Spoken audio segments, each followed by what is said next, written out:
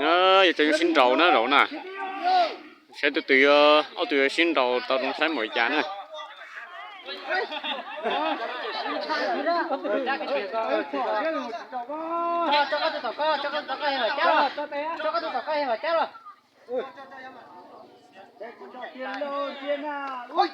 đầu tiên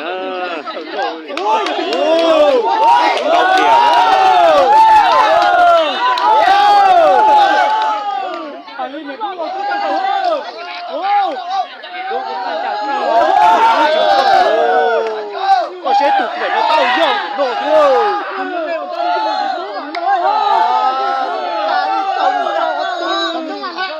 Con nó chỉ tuần đá đá. Chẳng nó chịu máy quay ơi.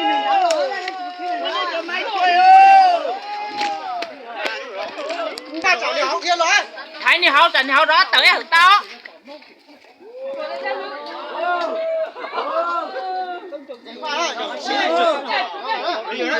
Con đã há bé được bỏ mà.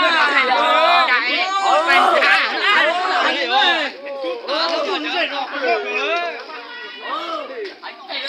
Đá mà bây giờ đâu á? Nhiệt đuôi nhiệt túa. Cái gì sao ơi? Đừng nói bà. Kia lên ra. Nhiều sư kia là con á. Nhiều sư như nó cho trà vào đấy.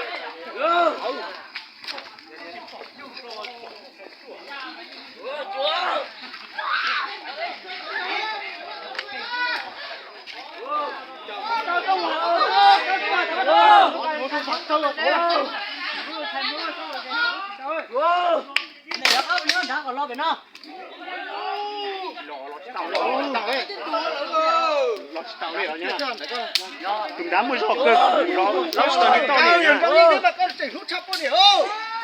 Ôi ơi, chỉnh mà núi dở nhá. Ôi, lên tiếng vui hay nhá. Anh mà bảo tôi. Chính ra cá thay. Bé thái chẳng muốn tao như chế hả? Bé thái chẳng muốn tao như chế hả? Kim mũi á.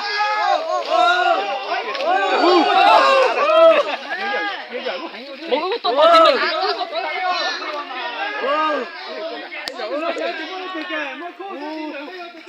Ủa chỉ biết tụ kia đã không biết. Không phải thế mà. Trốn gai ơi, trốn gai mà.